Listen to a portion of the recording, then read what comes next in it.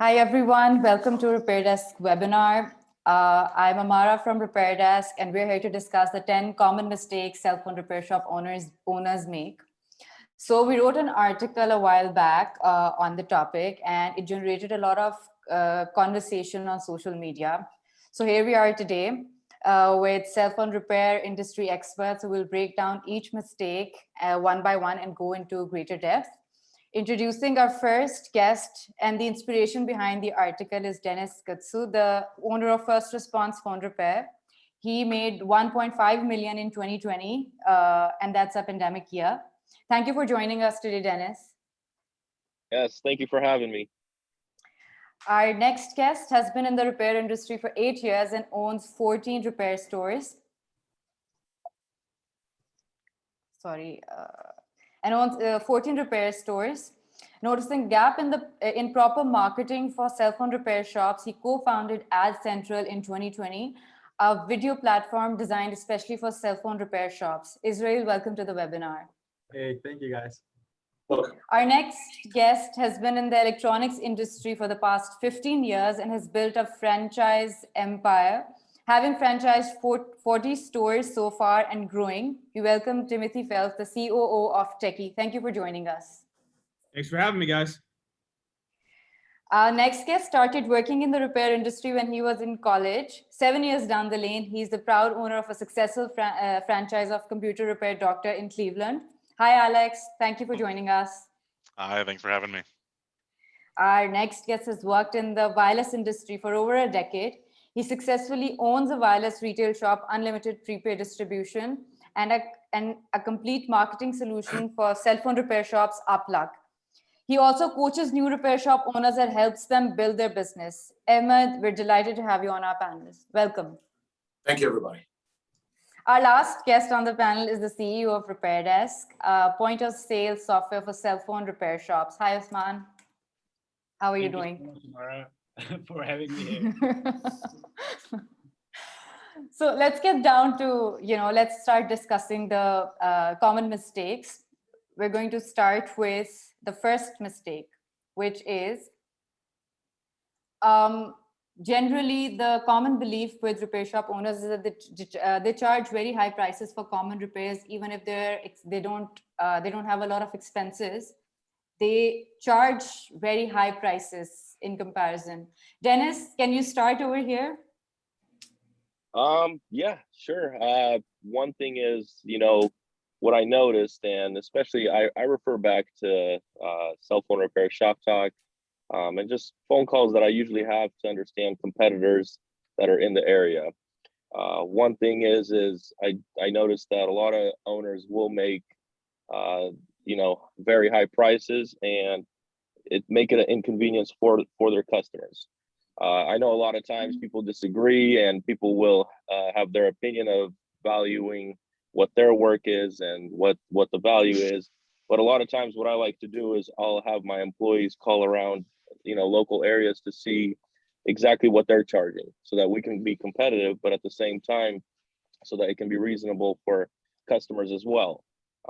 Because everything has a price value. And if you don't know the value of what's going on around you or in your city, and you have competitors that are doing it at a cheaper price, sometimes they can be even better, repair guys. They can be better technicians. They can be better solderers, but they can have it for a cheaper price. So we try to be very competitive in everything that we do, price-wise, and to make sure that we have the best and the highest quality as well. So, my belief is that if you want to attract customers, you have to know the area that you're in. You have to know what prices you have, because right around the corner, you can have somebody that can be shutting you down slowly without you even knowing it. Thank you. Alex, could you please add to this? What do you think about this? Yeah, I agree 100%. You really do have to know your market, really. You have to do the research and really make sure that the repairs that you're providing for your community, you're not pricing yourself out of the industry. You can't be offering 5-star repair prices, in a 2-star neighborhood. And what we do, here is everything that we price, you know, you really want to keep the customer's best interest, and we'll let them know that, you know, if your repair, you know, whether it's a phone or a computer or a MacBook, if just the economics of it, you know, if it's too expensive or more expensive to repair it than the device might be worth, that, you know, you relay to the customer, and that wins you really a customer for life, letting them know you're on their side. So it is really, though, you know, doing the research, making sure you're not priced out of the market, and they're not just reaching, you know, going to your store, getting a price, and then going down the street and realizing somebody's half price or whatever. There's the other side of that. You don't want to be too low. You don't want to be the bottom of the barrel in your area and bringing everybody else down and making it impossible to earn a living in this industry. You know, it's all about being fair and making sure it's an affordable and right thing to do for yourself and your customers. Yeah, I remember Dennis mentioning that, you know, for a simple repair, with screen replacement, you know, a $30 profit should generally do, but a lot of people disagreed. They were like, this is like, you know, we don't want cheap customers, and, you know, they went down that road. Tim, what do you have to say about that?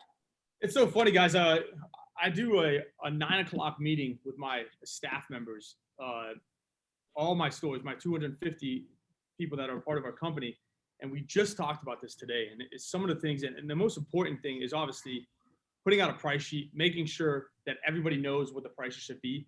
But there's a guideline that we follow. Doesn't matter what time, what day, when the price goes up and down. The way we do it is, if there's anything, if the part costs 50 or less, we charge a $75 labor. If it's 50 or more, we charge $100 labor. And that's where we follow the guidelines, and it never changes. Guys, it's all about experience when you're giving to these customers. It's about the experience, and you want to gain those customers. It's all about customer value life. So you want to do whatever it takes to obviously gain that customers, but it's you're selling an experience more than just a product. And so you have to understand that more than anything. So that's kind of what we do and how we strategize. I mean, you have good and bad LCDs, so you have to understand that too as well when you're pricing. But look, transparency is everything with customers, and if you're transparent with them about the process, look, they're gonna come back to you every single time, no matter what your price is. Really, you know what I mean? 100%. You got to be transparent with them, and that's what it's all about. And you got to treat your customers as family, and that's what it's all about, really, guys. Thanks. So, Ahmed, you've had a lot of experience. You know, you even coach new cell phone repair shops. You know, people who are just starting out. What do you have to say to those people? I mean, how do you keep your prices competitive in the beginning? You know, because that's the time when you're struggling and you're trying to make the most out of, you know, your services. Okay. First, I want to say thank you, Tim. You touched a spot right there: the meetings and the training, and giving the value of what you are really giving to the customer. It's actually the value of the experience. Yep. I can't see the name. Alex said the pricing. You need to know. You have to be competitor. Each one of us has a very strong point, but Tim touched me when he said the morning meetings, setting pricing with the team, discussing a situation in the stores. You know, because each store has a separate, demographic, different customers, some issues. So this is like a learning experience and training at the same time. What I would, I don't have a repair place, but I can coach people how to set their pricing and train their team, have a uniform.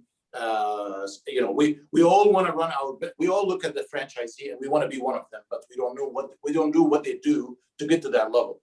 So in order for us to get to that level, we have to uniform the store, train the employees, discuss pricing and issues with the employees, because each employee can have something happen with them and they're keeping it in their heart. They're scared to talk to their boss about an issue. So always be more transparent with the employees as well as the customer, and explain to them exactly what you're doing to them and what value you're giving them. Because if someone walked in and said, I can do this for $20 less down the street, tell them, okay, are they going to give you a warranty?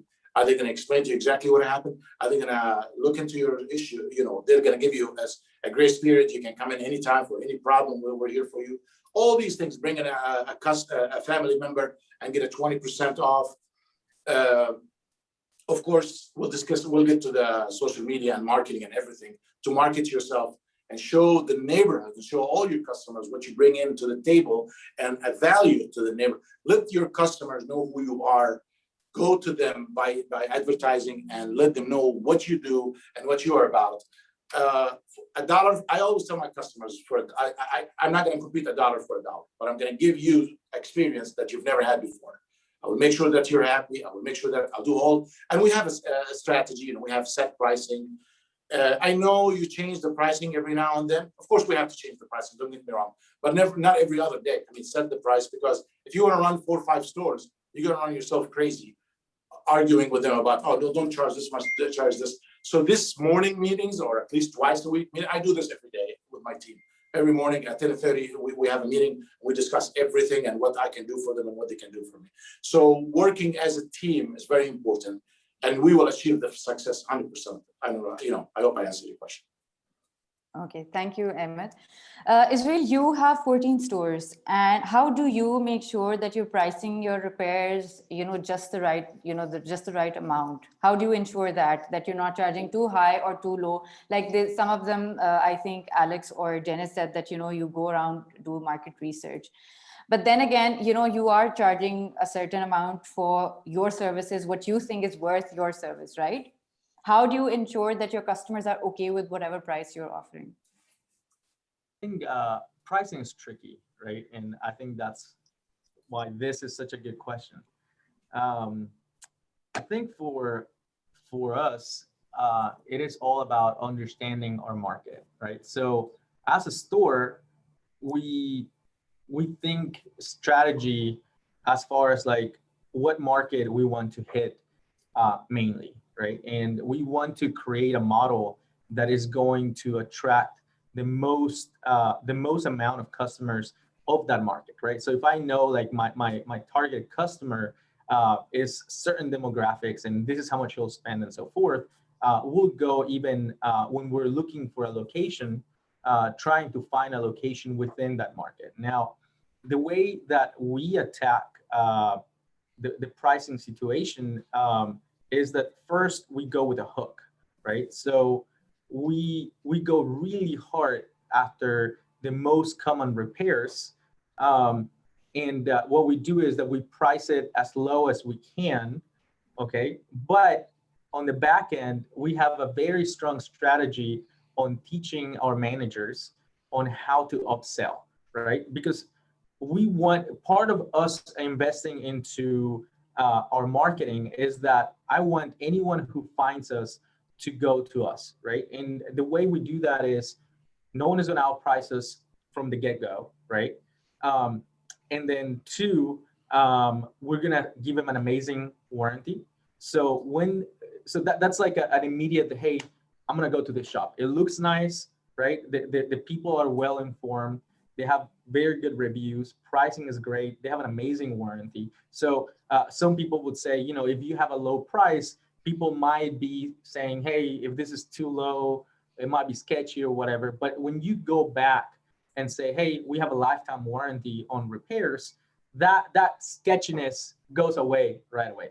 Now, when they come into your shop, our job is to upsell them, right? So we know what our ticket has to be in order for us to keep this model going, right? And this is an active monitoring where we're like, hey, if for some reason the ticket average goes below what it should be, then it's a red alert, right? Something is not happening.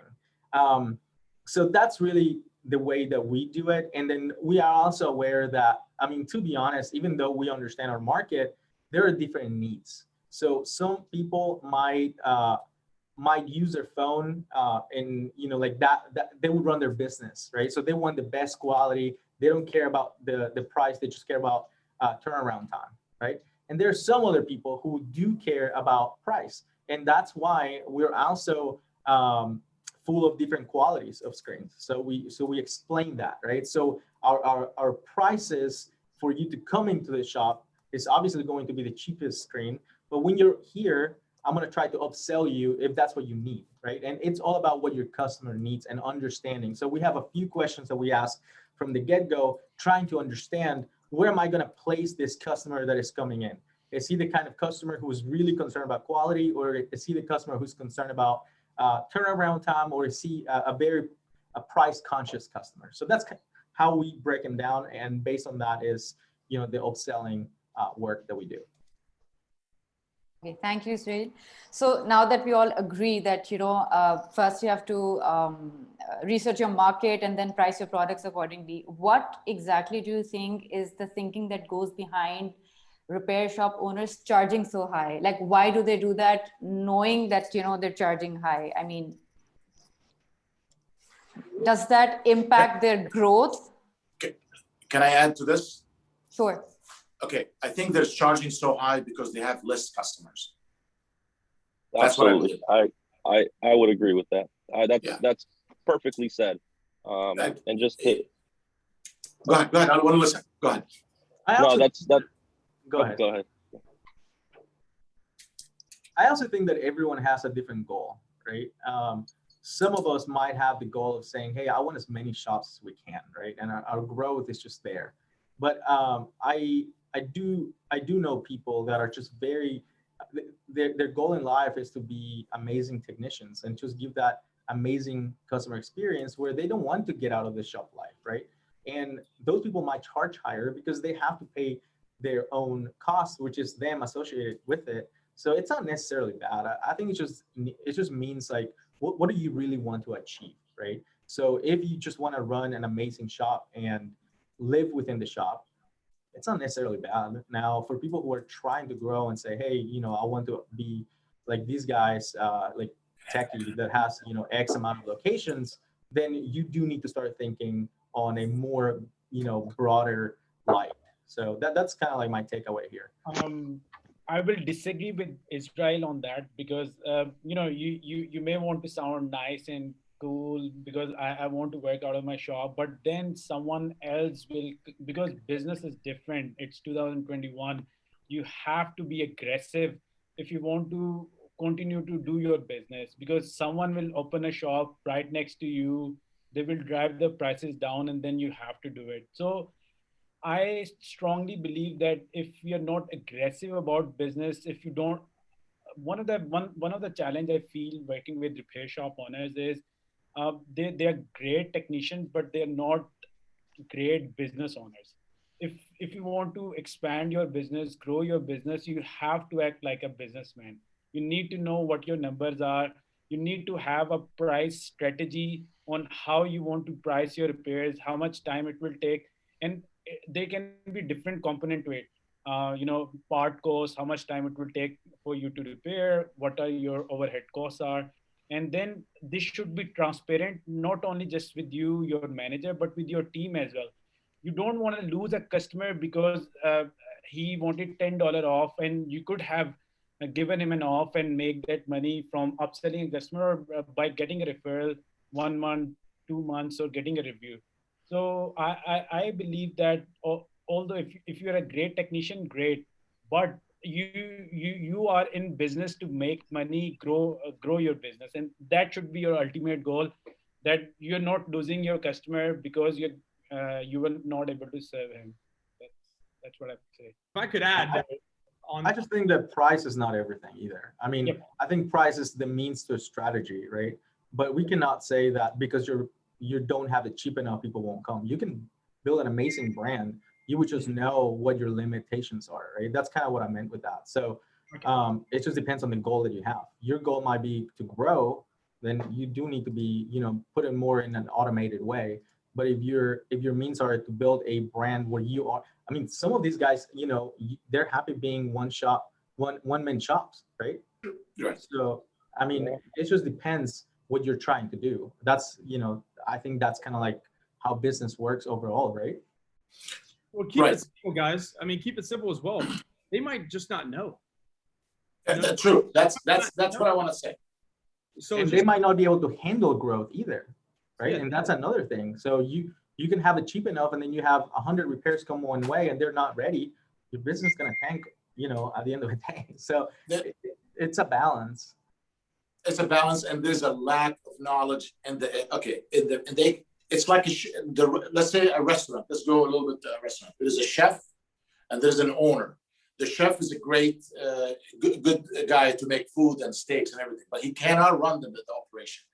If you have, I mean, you can be both sometimes. I'm not saying that, you know, the repair guy cannot be an owner, but if you're running your operation like a mechanic, like a shop, no, that's not going to work. There's marketing, there's training, there's image, there's branding, there's all these things that can bring the customers.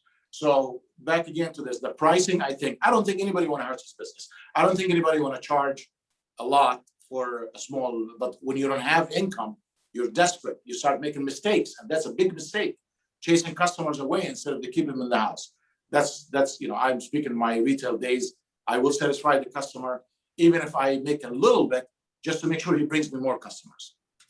I agree Thank you, completely Ahmed. with Thank that. you all of you for the for the opinion and everything. Let's move on to the next mistake. So what another mistake that a lot of repair shop owners make is that they keep on concentrating on, you know, making enough so that they can pay their bills, they can pay their rent and all the other expenses. What they don't concentrate on, what they don't focus on is growing, you know, spending time, investing time in, you know, actually thinking of ways to grow their business. So starting with Alex, what do you think about it? I mean, these are very important things. You do want to make sure your bills and everything are getting paid, obviously.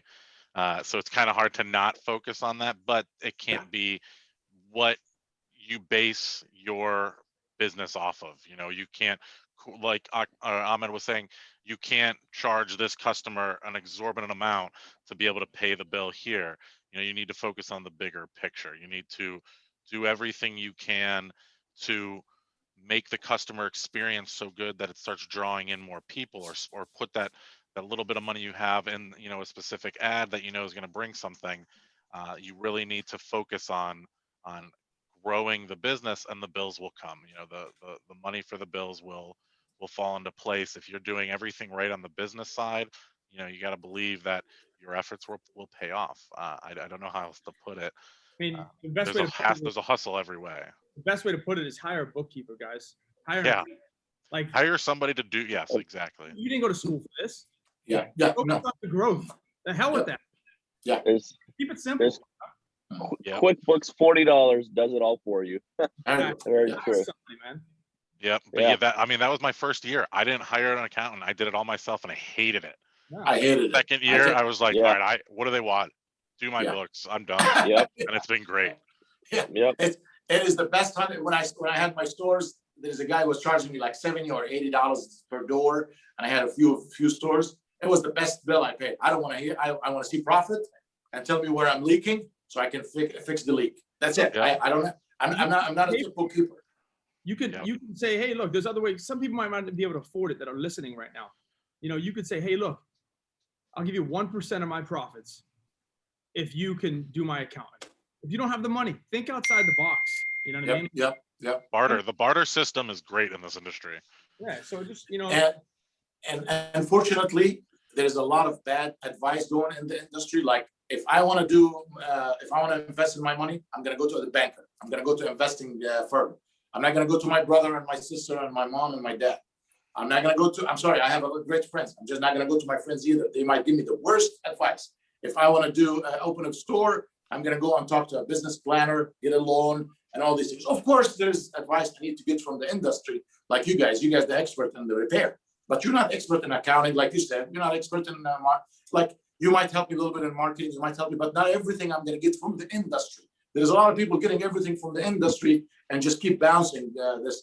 I love the industry. Don't get me wrong. I want to drive the industry to the top, but they need to understand there's experts when it comes to accounting, when it comes to communication, billing, like opening a store without a billing system, POS system, is a disaster.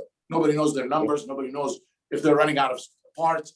Overnight screen, while you should have had 10 of them at least sitting in your warehouse. All these things, mistakes that can hurt them and cost them money and lose customers.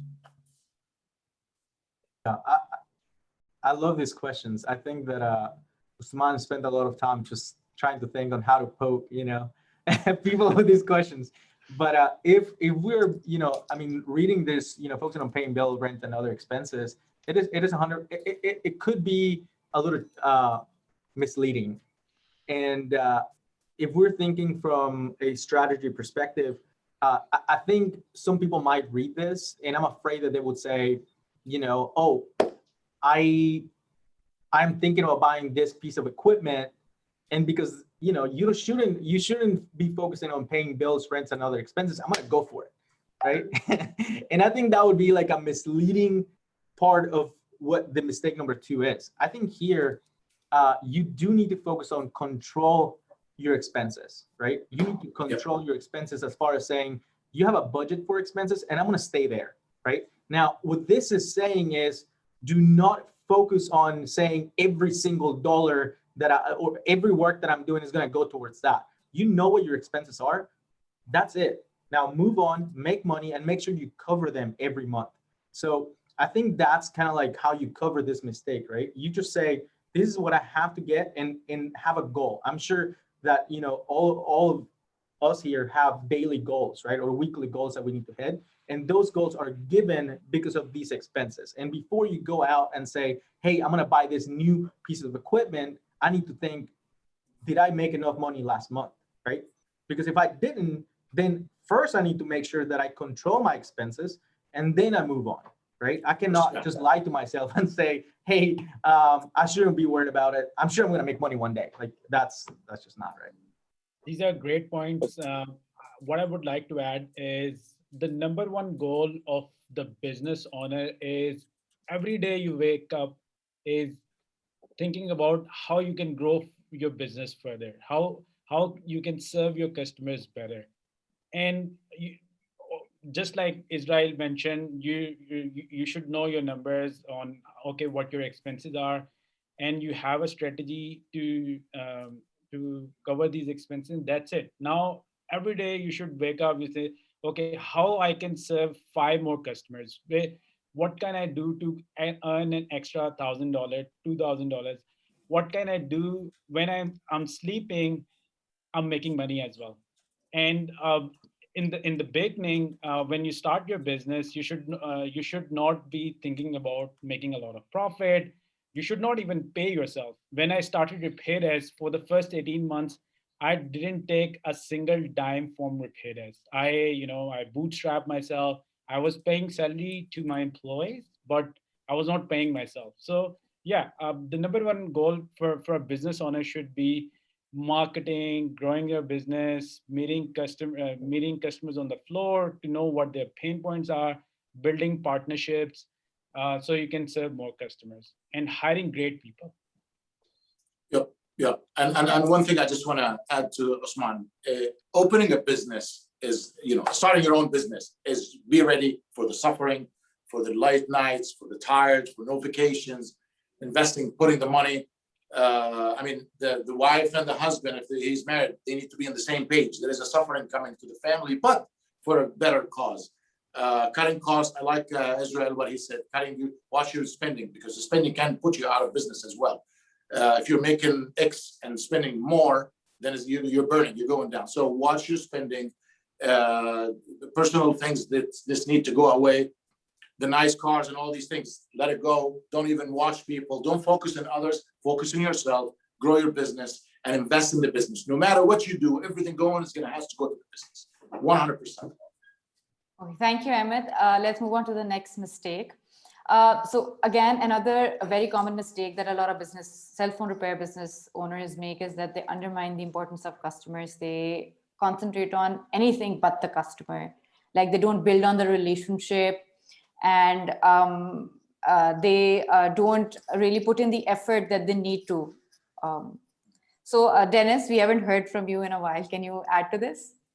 Yeah, absolutely. I mean, I would say that this is not just, an aspect of owners itself, but overall with employees, right? But especially for owners, I would love to stress, how important it is that you make sure that each and every single customer that walks in there, you show respect, you show that you care for them, you show that you want them. We get all sorts of different customers coming in. My store is a big storefront, so we don't just do repairs, we do many other things, and we get a variety of customers. We get customers that walk in that could possibly, you can judge them by what they will do, and possibly steal. but then you can look at these customers and you can instantly do that. One thing is I've realized that a lot of times what happens is that when these customers walk in, all of a sudden the aspect of respect goes away. All of a sudden the aspect of even showing him the customer service that you would show to another goes away. And I just can't stress enough of how important it is for owners themselves to realize that, because each and every single customer that walks in, sometimes there's been times that you think that this customer won't purchase anything and they end up buying more than the next. And the reason why I even would bring this up in general is because I have spoken with people in the past, and a lot of times is they go based off of even pricings. If this customer can't pay this and this much amount, then they're not worth my time. I don't look at it that way. Each and every single customer is worth my time because they are my future customers. And these are things that I have heard in the past of people say, and sadly to say that it's even owners. And we have great experts here that are, giving their advice, and I'm sure that a lot of them will agree with. And overall, I would hear this a lot of times, and I'm not trying to put myself up. There's a lot more successful people here speaking than myself. But the reason I bring this up is that I hear this from small shop owners. I was a small shop owner myself.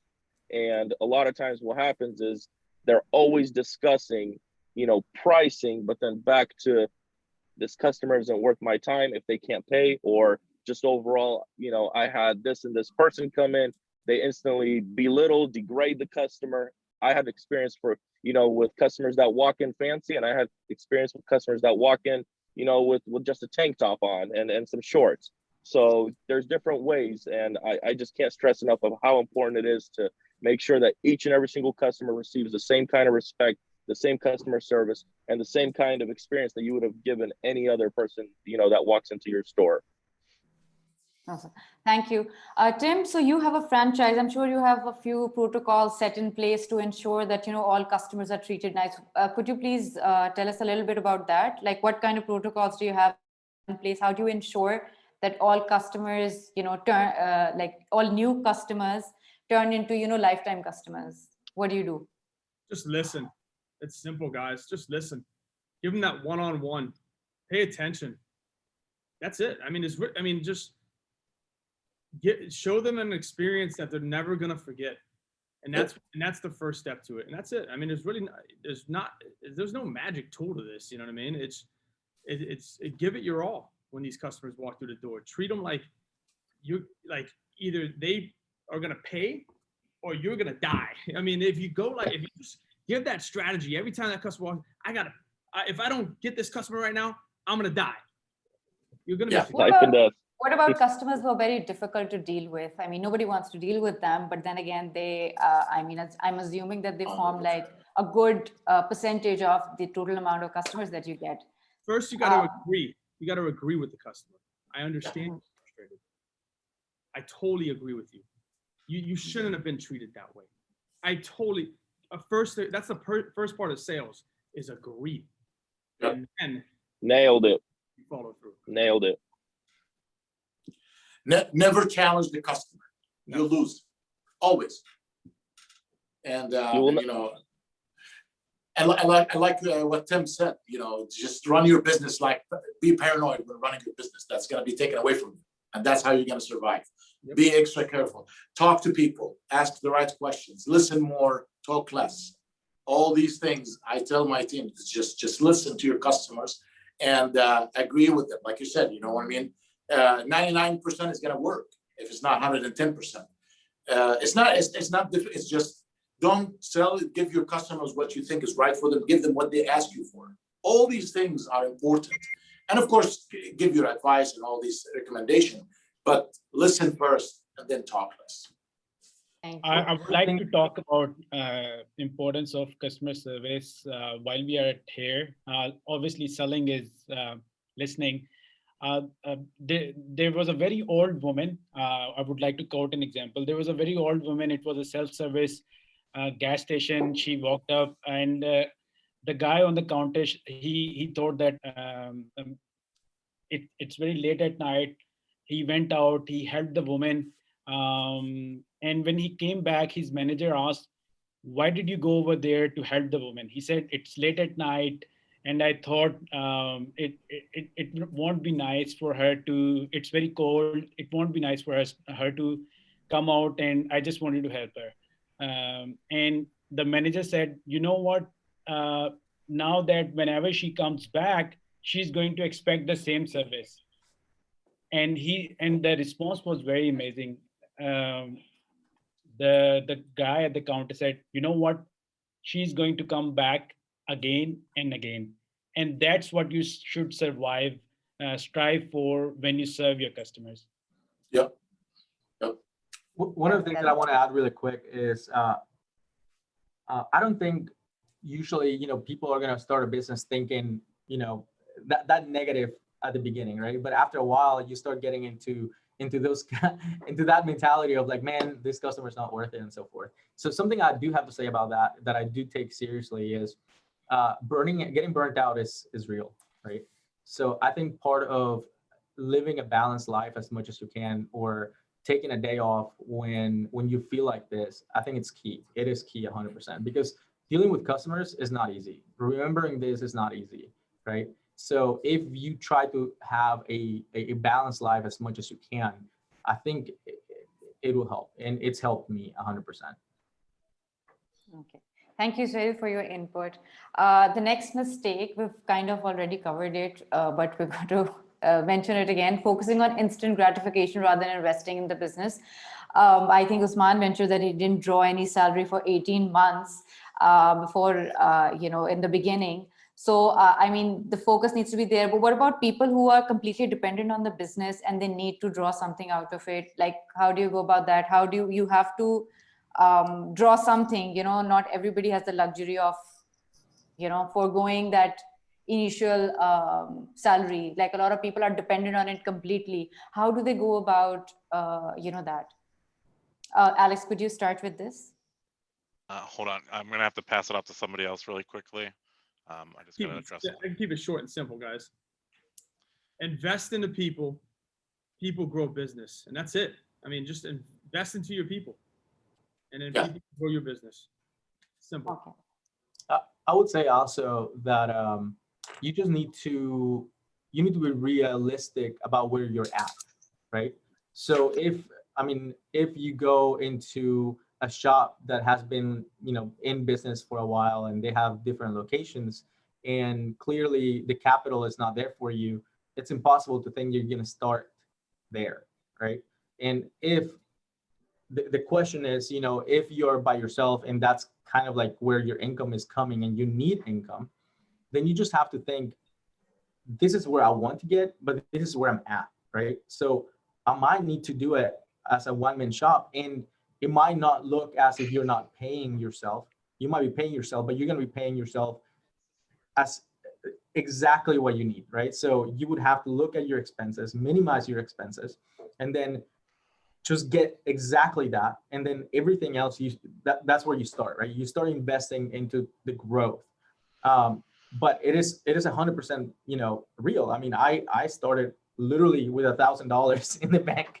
I was a grad student, right? And I was like, I wasn't making a lot of money as a grad student, teaching one class at the university. But I had to be real and say, look, I don't even have money for a shop.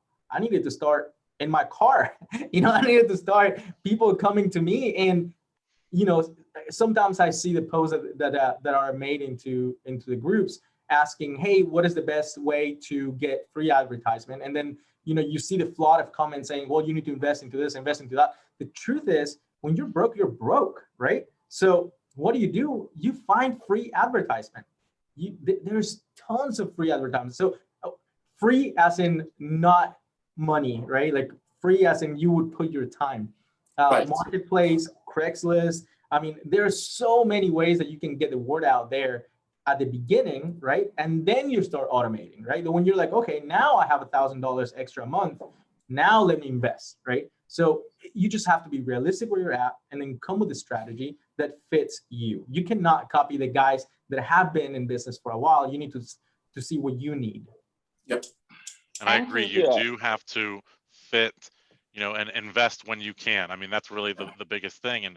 And not hiring somebody too soon, or not paying for that marketing campaign when you have no money to do it. you know, the big things when we started was, you know, I would go and I'd buy pizzas, you know, $5 pizzas from whatever the local place, and I'd go to all the cell phone stores, hand those guys pizzas and say, hey, we're right down the street. Your customers ever break a phone, send them our way. That brought us a ton of business. You know, I spent $50 in pizzas and I got probably a couple $1,000s in repairs over the next 2 Yep. weeks. Yep. You know, so simple, you know, little things. And then when you get to that critical point where the repairs are too much for you to do in a single day, you know, then you start looking at investing in an employee. You know, then you start looking at, you know, bringing somebody in who's going to help you grow, and you only do it when the need's there. The same can be said for budgeting and everything. Don't go into this business and setting yourself up and buy every tool you can find for every possible repair that could be done. You know, you invest in those things as you need them. So you should take that approach to every aspect. You know, don't get the $2,000 laser machine right when you open your store. You know, do it with heat and a X-Acto knife, you know, for a little bit, learn a little bit, and then build up that savings to get there. You know, build those tools, you know, and build that customer base and work on your customer relations before you throw all your money away, you know, and bury yourself in debt. Thank you, you guys. Let's move on to the next mistake that they make, cell phone repair shop owners make. The next mistake is that they don't really have a plan B. Like when the pandemic hit, a lot of repair shops closed, shut down completely because they were unable to adapt. They did not have the resources. They did not know how to adapt to the new circumstances. They did not have a plan B, basically. That is one of the mistakes that they make. Tim, can you help with this? Like, do you have something to add to it? I mean, we kind of addressed it already, but you know, write down your goals every day, every week, and you're not going to need a plan B. I mean, just complete those goals and you're never going to need a plan B. You know, like, that's it. I mean, I know it sounds so simple, guys. You have to work it. I mean, it's just part of it. And you have to understand you're coming in, you know, look, nothing. You have to really try to fail in this industry, I've realized. Yeah. Like, tech is going to be here forever. Everybody's going to break their tech. You know, we're secure. To fail in this industry, you really have to try. I agree with both of them. I mean, just first off, you know, each and every single one of us that woke up to that, I can guarantee you we have a plan. We have something written down that we need to achieve and we need to go on from. You know, and even waking up in the morning, I can guarantee you that Tim, Alex, and everybody else over here, just for some reason shows 4 on here, couldn't get their name, already have a list of what they need to get done. And when I say plan B, I'm not talking about, you know, if this doesn't work out, let's go back to McDonald's and work there. But each and every single person in business has to have something that they're going to go off of, and they have to have a plan so that they can continue succeeding in the future. And that's just, it's very important. Along with having a plan, A or B, obviously, first you need to have a plan, and second, you need to have a mentor. You should have someone who has been through the process, and you should look up to him if you get into trouble or if you need some advice.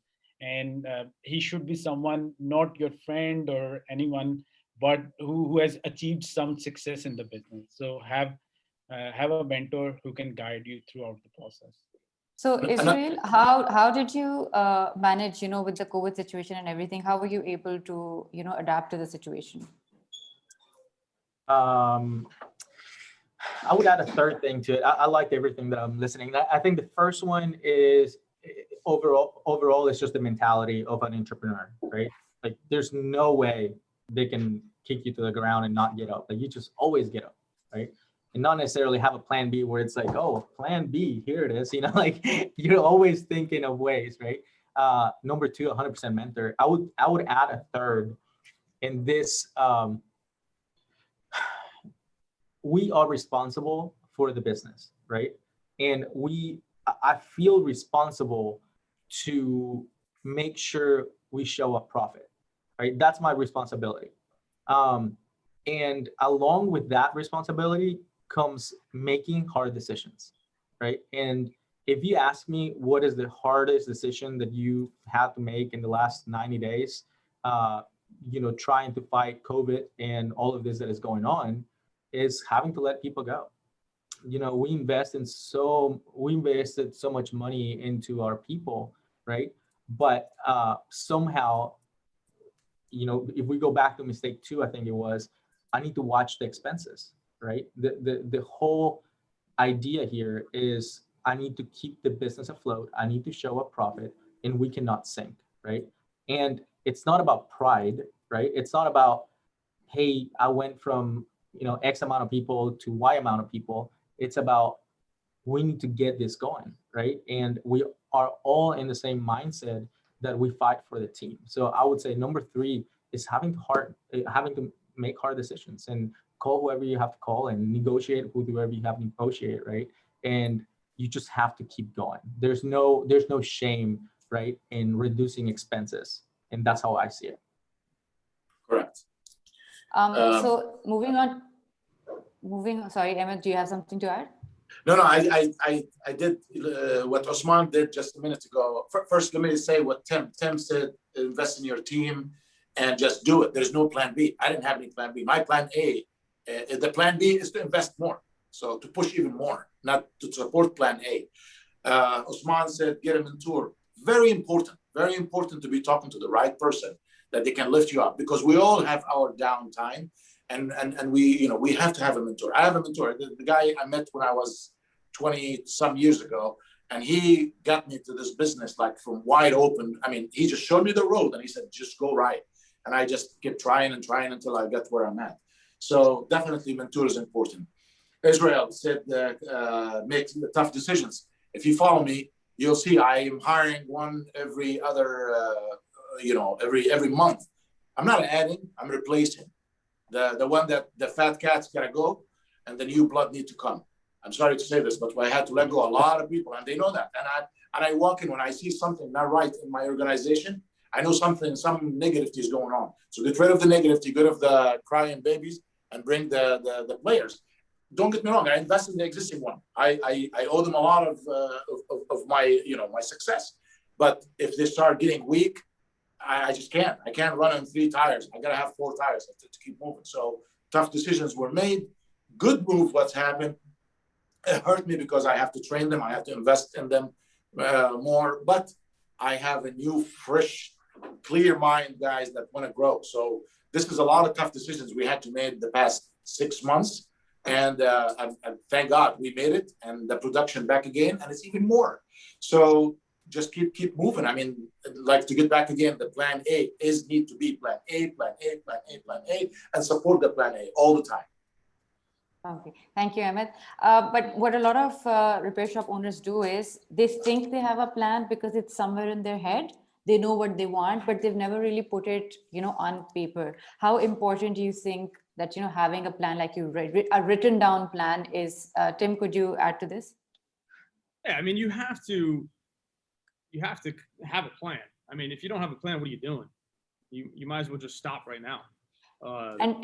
And what exactly should a plan include? Like, because a lot of people, they know what they want, where they want to be. I want to earn so and so, by the end of like this quarter or whatever. But what kind of things should a plan have? Denis, could you shed light on that? I mean, it's difficult to say what kind of plan they should have. I saw some owners that decided to move their team to basically install, I believe it was for Comcast or something around the lines of going to people's houses and installing the satellite, I believe it was. And they went and got creative, right? You as an entrepreneur, there's a reason that, you're in that position. It's to become creative and figure out a way and what to do in that situation. I myself, I luckily didn't have to, go through having to let go of people. But yes, it is important to definitely, if you have to, you got to let them go, just as everybody was saying that. But again, it's kind of difficult to be able to have it written down and say, well, this is my plan B. This is what I'll go for. But always have an open mind. Always have an open mind of, let's become creative. Some of them jumped in their cars, started to repair, in different cities or people's houses. So you just have to, make sure that if this is not really working, let me figure something out. Maybe I can make some sales on eBay. Maybe I can, make some income from here. Generate something from somewhere. Figure it out, and you have to figure it out quick. I get that. I meant having will- a written down plan A, not plan B. Yeah, I mean, I Um, call it an action plan. That's my Action Yeah. planning. Yeah, the basic plan, the business plan, we're talking about that. Like you should have I that. would like to add on that. One of the strategies we use is OKR, objective and key results. It's a very easy way to, very easy goal setting method. You can create 2 or 3 objectives, like what you want to achieve in this quarter or in this month. Let's say if you're doing $30,000 in sales, you can your goal can be, during this month we want to increase our sales, and key results can be how you are going to increase your sales. Now another plan you should have is your financial projections. Okay. And you can work with your accountant to build these projections. It can be very simple. I hope, or I believe this can be a next topic for a blog on how your business plan should be for a cell phone repair store. But you can have your numbers, and you should be transparent with your team as well. Okay, just like every day you should be showing that plan to your team and have that printed in your and keep it in your pocket. Every morning when you should wake up, you look at that plan and think of 2 or 3 things how you're going to achieve that plan today. What are you going to do to achieve that plan? If you're that focused about achieving your goals, your magic Goals. of your mind will start working. You can read about Bob Proctor on how magic of mind works. I'll talk more in the comments. The word I was looking for is goals. Set goals. Set goals. Then and this quarter we're going to be this. Every quarter we have goals. We have numbers to meet, and we have places to go to. It's just set goals. And then and if you're not achieving your goal, then something is wrong in your plan. Change the plan. That's what I'm saying. Like the plan can be adjusted, not changed. The goal is the same, but just, what's your mission, and then what's your and the goals that you want to get to. Okay. So moving on to the next mistake, a lot of repair shop, it's a thankless job. You go on for 16 hours or more, and it can go on for long. And what happens is that people usually think that this will go on forever, and they become a little hopeless, because it does go on for a while before you're able to get a handle on things and start really earning money and all of that. So how do you cope with that? Why do people why do cell phone repair shop owners actually get stuck in that rut and are unable to grow? They get comfortable. That's what it is. You have to be, I mean, I don't know what else to say than you have to, again, it's like you're going to die tomorrow. I mean, you have to continue to grind. You owe it to your family. You owe it to your employees. You owe it to your franchisees.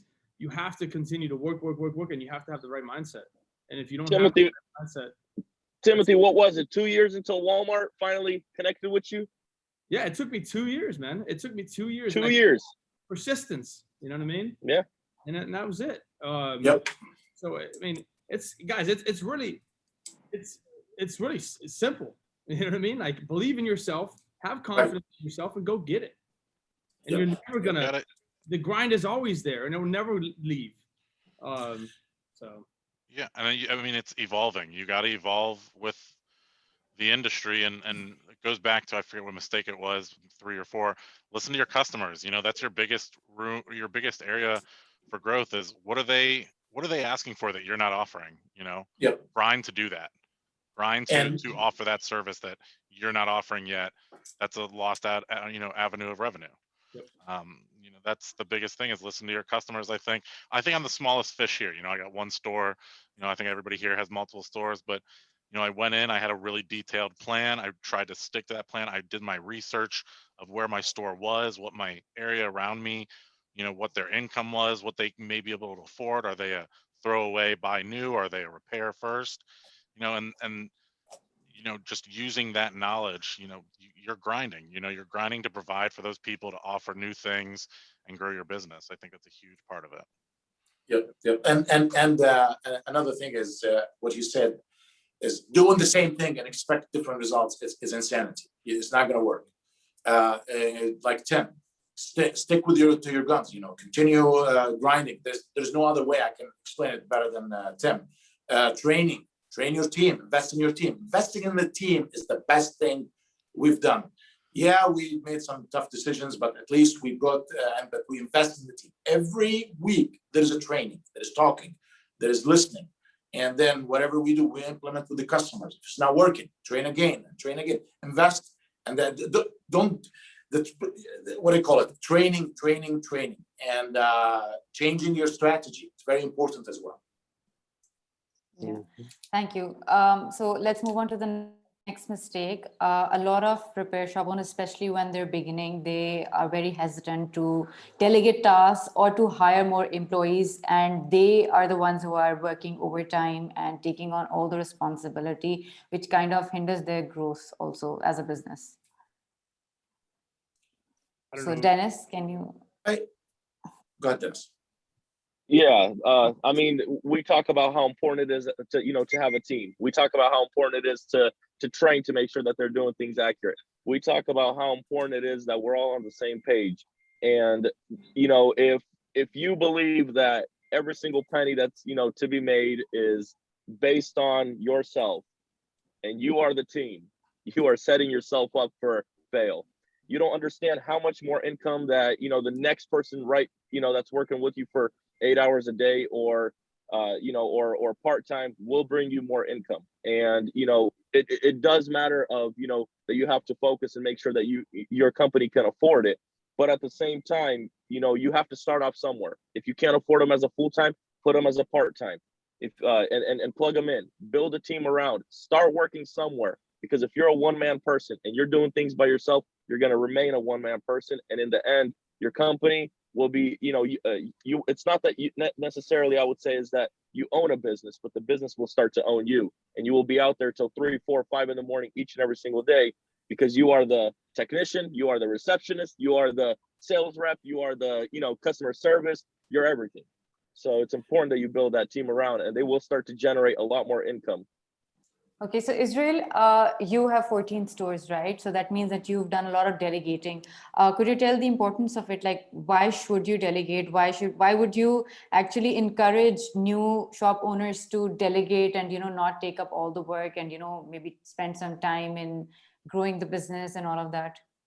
Yeah, I think that one of the most common, sayings, right, in the entrepreneurship world is, man, if I only had a clone of mine, right? If I only had a clone of mine or two, I could get so much accomplished, right?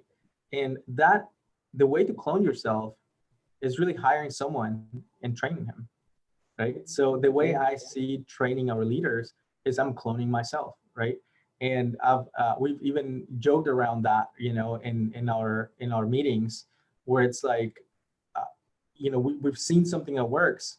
And if we can replicate that 5 times, then it becomes into having 5 entrepreneurs rather than just one, right? And I strongly believe in this. My leaders are entrepreneurs. My leaders are someone like me who can make decisions and are thinking towards this, right? Now, I think an important part is the last 3 points: follow up with metrics, right? Follow up with metrics. Thinking, I have 3 employees. You might say, oh man, I got 3 employees now, pump your chest up. But the truth is, look at your financials, right? And say, I've had 3 employees for 3 months. How was this when I had 1 employee? Is it better, right? If it's not better, then why are you paying extra, right? So it kind of goes with that. But I mean, the importance of hiring correctly and training correctly is clear. Right now, just make sure that they're giving you results and not only think that they give you results. So Ahmed, you train people also, right? So why do you feel that people generally avoid training? Like, they don't want to spend the time. Why do they do that? Stubborn, very hard-headed. They think they know it all. They don't believe that I think there's just ego too big. They don't want to tell you, I mean, I don't know how to do things. I need your help. I mean, In my days, I will walk into everybody, and Usman will tell you here. I said, hey, maybe we can help each other. I always use this word, Usman. I go to people, I say, let's work together, let's collaborate. You know, a lot of small businesses, unfortunately, they just, you know, I'm not saying, you know, this is not for everybody to own a business. Some people in the business, because they want freedom, they think that they just don't want to work for others. Sometimes I'd rather work for someone and be trained than do things wrong way and I fall down, you know. So it's just ego. Like I mean, I tell them all the time, you're training. I train every day. Every day I'm coming to work. Instead of I listen to whatever singer, I don't even know anymore of singers. I listen to motivation talkers. I listen to people who how to better their lives. I mean, I train myself. I tell people I cannot be as good I am, or I'm not even to the top. I always want to add more. Some people don't want to add more. They just, that's it. I'm comfortable. Like Tim said, they're comfortable. That's your biggest enemy is yourself. Your biggest enemy. I mean, our biggest enemy is ourselves. If we feel comfortable, we start falling down. You have to run your business in paranoia all the time. Someone is going to take this business away from you. There is a book called Only the Paranoid Survive. That book is, you know, read it. It's you know, you got to be running your business, always running.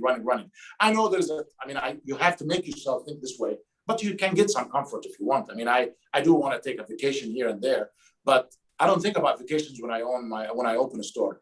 Going back again, Denis, I worked nonstop for the first 3 years, but thank God my work paid off because now I can hire people, I can relax a little bit. And another thing is, don't keep running your business on loans and when you got to pay off the loan. Some people they've been in loans for 20 years. You got to run your business. Where's your cash? You're spending your cash in the wrong places. So when are you going to be a cash business? That's another thing. It's very difficult. So to get back again, training is important 24/7. Michael Jordan was not the number one. He didn't stop training in the last game. He was always training until he became better and better. Mike Tyson, all these guys keep training. One thing that I want to add to this, and you know, I think everything said here is true, right?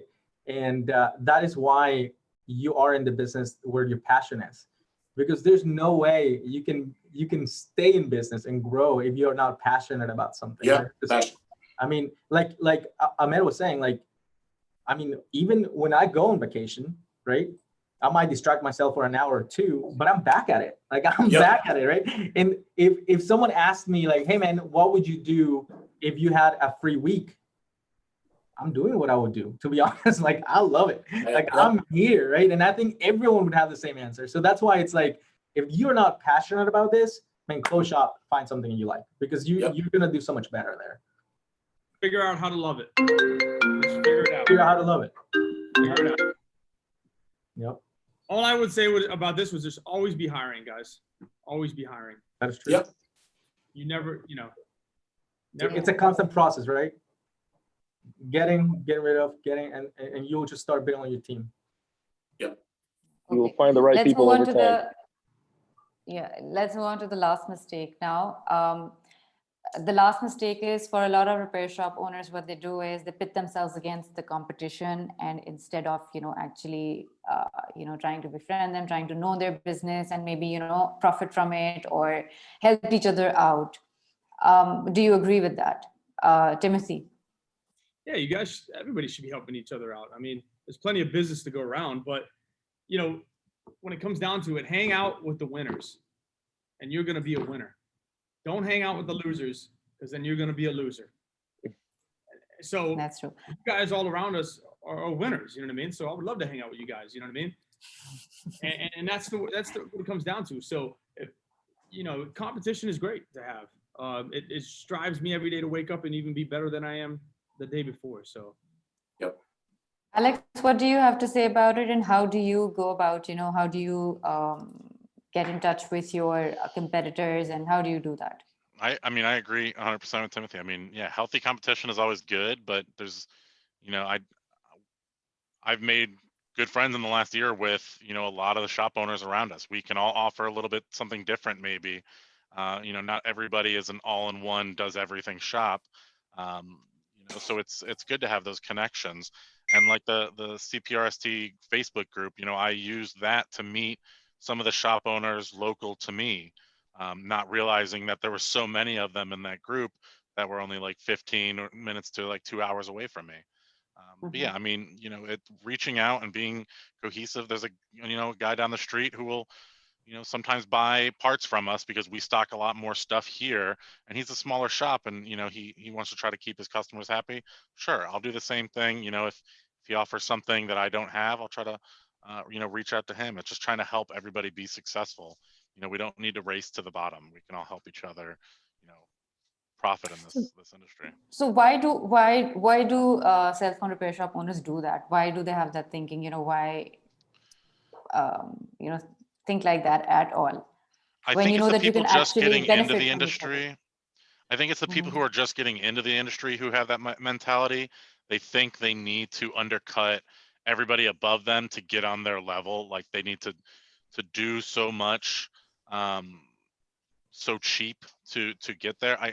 I can't really say I understand why they do it. I've never had that mentality, but that's what I would assume is they're trying to get to that level that they see you at. So they're trying to give you a bad name to everybody who comes to them. Oh, you don't want to go there, they don't know what they're doing, stay here, and then charge a crazy price. Who knows what they might do. But that's how I think that they might be reacting and running their business, which I just don't agree with.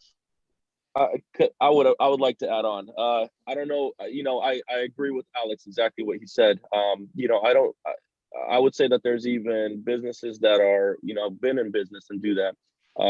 My thing is I try to be transparent with everyone around. Just recently, a couple weeks ago, a real story. I just found out that a CPR that is next to me got closed out. I'm not saying exactly that it's something that we did, but a CPR overall, had an extremely amount of business. We got big backlash from them.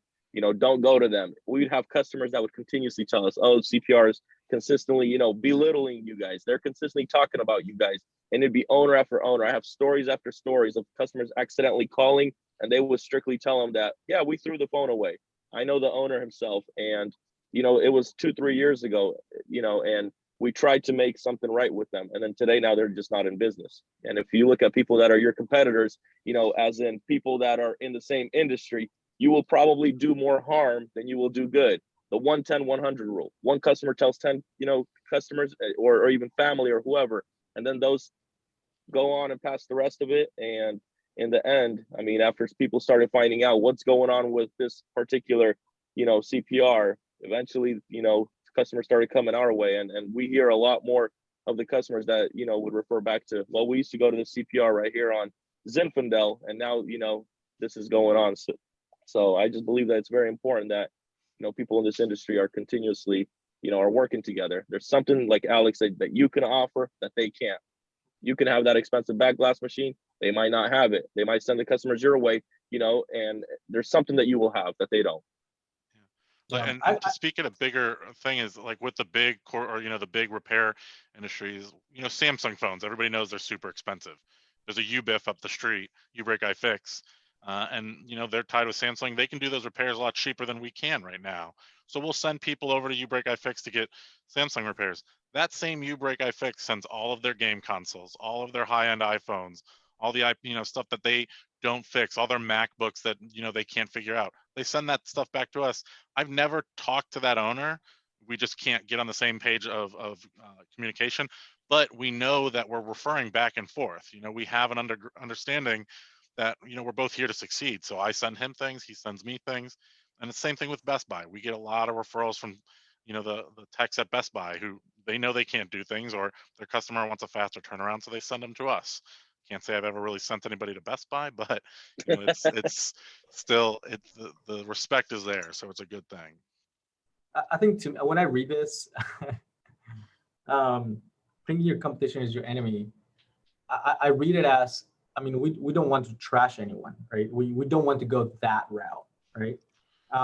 And I think also we need to talk about competition as like what really is your competition. So if someone is not fixing something, but you are, then you're not really competing, right? You might be in the same industry, but you're not competing. Now, when we're talking about, let's say, iPhone screen repair, that is competition 100%, right? Mostly pretty much every shop. And I mean, I'll be fairly disappointed if one of my employees would direct them to another shop, right? So I think the competition side is there, right? Like I don't think because, not necessarily because I see him as my enemy, but I want to grow. So if I figure out a way on how to do backlash for X amount that is leaving me X amount of profit, I'm not going to go and tell him, right? It's the nature of the business, right? You need to want to grow. Now, I think this is more, I would read this as more, I'm not going to trash him, right? I'm not going to trash that person. I'm not going to talk about it. I'm not going to lie about it, right? But I would be thinking, how do we grow? Because that's just the nature of business, right? Anyways, that's kind of like my takeaway here is competition, is one thing, and friendliness, but also don't give your secrets away either, right? Like you have to be real about business. I want to add something to this. I never bad my competition. We have competition, but I never bad mouth them. At the same time, I don't. How can I say it? There's a fine line right there, because if I don't have a product that the customer is looking for, and it depends on who's the customer. If I really care about them, I said, okay, listen, call this guy, he'll take care of you. I do send them every now and then, but it doesn't matter. There's secrets. There's of course secrets you can never share with anybody, even your best friend. You don't want to give them your secrets, because that's what made you who you are. I mean, Israel is running 13, 14 stores, I heard, and he's thinking about getting to the 20 store. So he's not going to be supporting someone else to grow. But it's a fine line, right, working with your competition. But I know one thing: I never bad mouth competition. Never talk about them. If someone says, "What do you think of this guy?" I'm like, "I don't know much. You just find out yourself," because I don't want to tell him he's a good guy and he end up being the bad guy. I don't want to tell him a bad guy and then I bring some enemies, and I don't need enemies. So that's something important. Do your best. Invest in your game. If you can't do what they need now, why don't you work on bringing that service to your store and just grow? And that's what we do here. Okay. Thank you, Ahmed. I think we're going to conclude this over here. Thank you, everybody. Let's move on to the questions that some of the attendees have been asking. For starters, I mean, a few of you talked about having mentors. Someone wants to ask, where do you find these mentors and what's the criteria? Who would like to take this? It's easy. I mean, if you want to find a mentor, first of all, you have to have interest to be motivated and understand the industry. So you have to open your mind that I'm not Mr. Know-it-all. I got to go back to someone and ask. Like, seriously, I don't know much about repair, so I'm going to be honest. If I want to go to someone, I'll go one of you guys. The other day, I sent you a message, Usman, right? A couple of days ago about where can I get parts? Where can I get this? Because someone is asking me. I don't want to tell the guy, oh, yeah, go ahead and do this. So to get a mentor, believe that you need to better yourself. Believe that there is someone out there who can help you to better yourself and train. I'll tell you, I'll be honest with you, YouTube. Listen to motivators, listen to planners. Every day, if you look at my history on YouTube, it's all about seminars. I don't have time for, what do you call them, singers and everything. Not every day, sometime, but not all the time. But I do listen to better my life and go to professionals. Google classes. There's sales training. There's sales classes. There's things changing. The industry is changing after this pandemic. We're not the same people a year ago. There's some other things happening. Online business. I'm sorry, I don't want to bring online, but teach yourself how to do online and invest in that side. So to answer your question, go to YouTube, Google, find anything. If anybody want to reach out to me, I'm willing to help you guys. And I do talk. Israel is a great guy as well. Everybody in this call here is a mentor because you have a success story that can motivate people to get to the next level. And also bad stories that we can tell you about. And it's Trust me, I mean, we struggled a lot, but we didn't give up, and we continue, and I will continue. And even if I bankrupt, I'm not going to stop. I'm going to continue. Great answer, man. Like YouTube, because you can. It depends on where you're at financially. I mean, there's some mentors that are super expensive out there. So it just depends where you are. But yeah, I love that answer, man. YouTube, just go on there and just find so many different mentors just right there. Also, something that I would say is I've in the past and even now, I know of a few people that I would just, I would say I would love for him to be my mentor, or mentor me in this area. And the truth is that it's the same thing. This is where you see your entrepreneurship spirit, right? So if I know X person who is here and I want to know how he got there, man, I've personally done this. I've called him. I would even go to their office and bring lunch and be like, just sit there, right? Like sometimes a mentor is not necessarily someone that is willing to give you all this time because they can't, right? So yeah. I was willing to go and just wait, right? Wait and learn. So really a mentorship is more about you wanting that, right? Because if you wanted to talk to Usman and he's busy, but if you call him 100 times, he's gonna have to pick up. He's gonna have to pick up because he doesn't want you to call him 100 other times. So I called a guy in New York City, and I wanted something from him back in 2004, 2005. And finally he picked up the phone. I said, I need to see you. I said, I'm busy. I said, oh, no, I really need to see you. That we need to sit down and work a deal.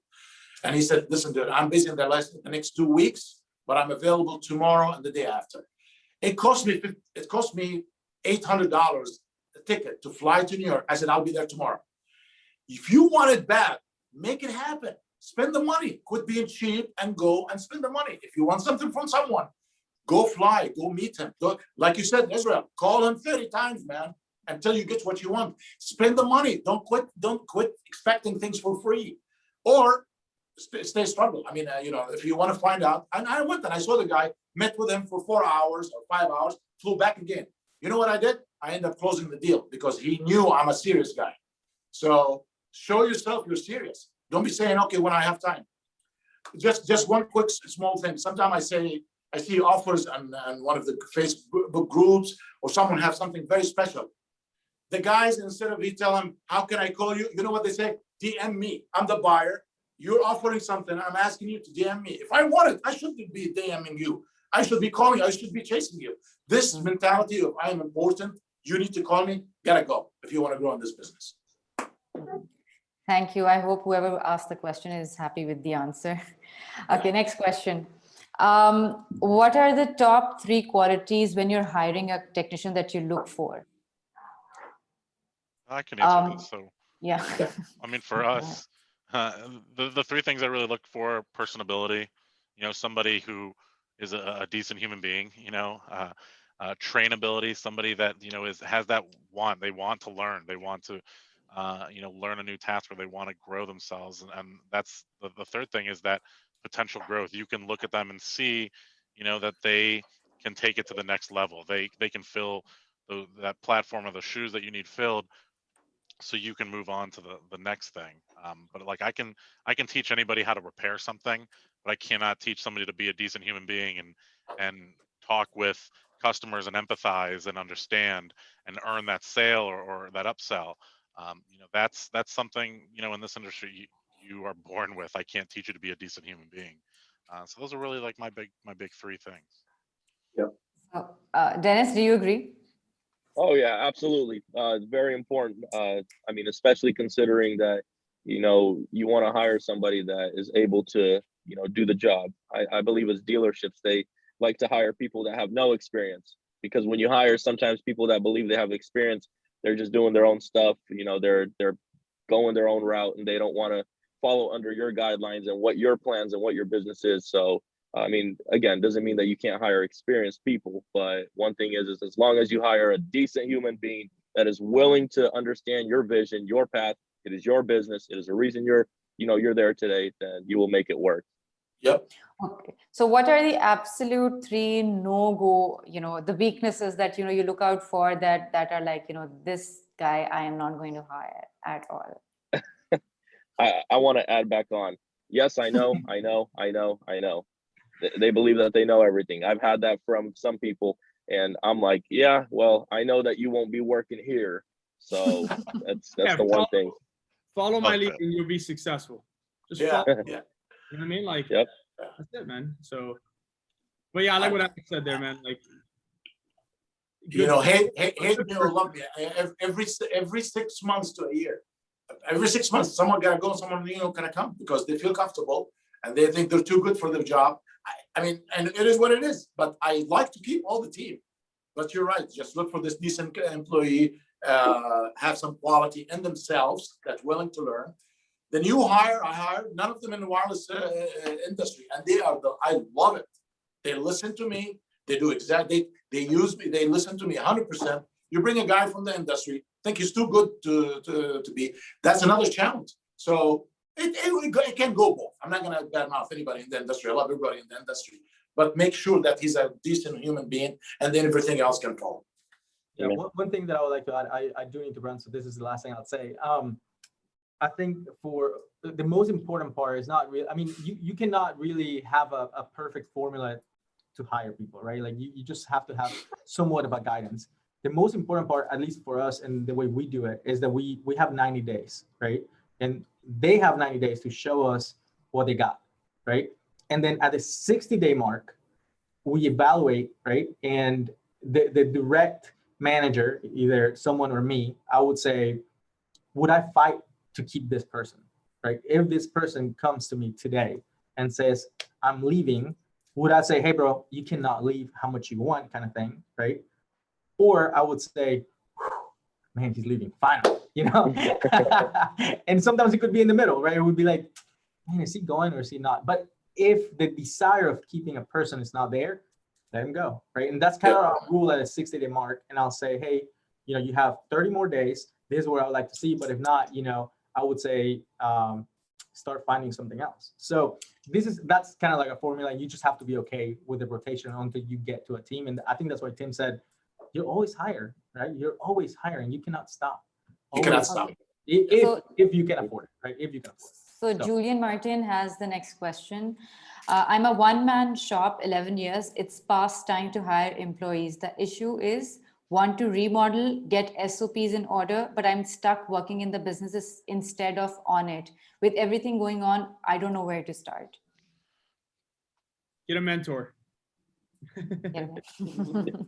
Someone needs to push them. Someone needs to push them a little bit. They need it. They really need it.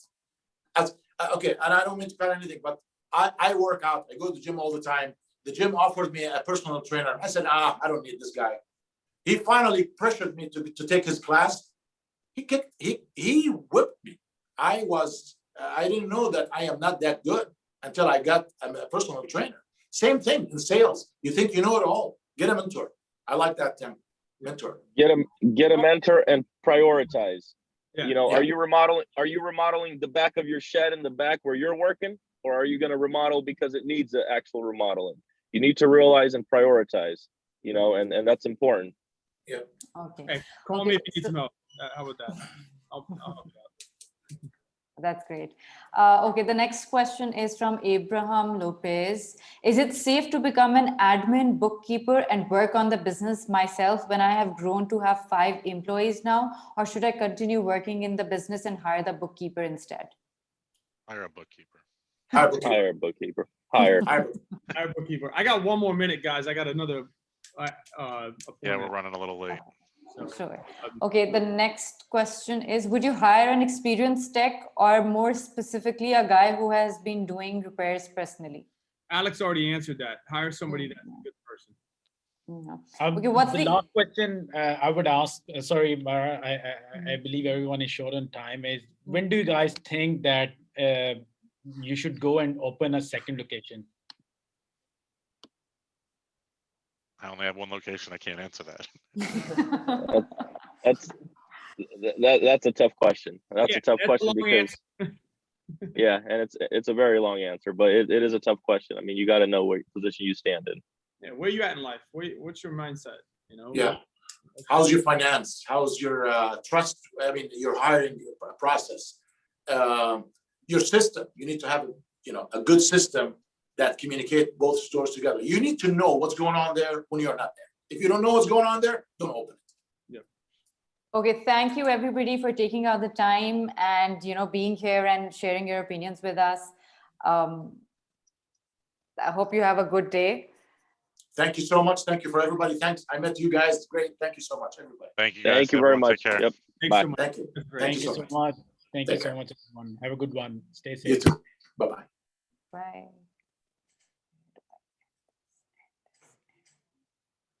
बस अब तुम और मैं ही रह गए end meeting कर दे. End it. stop share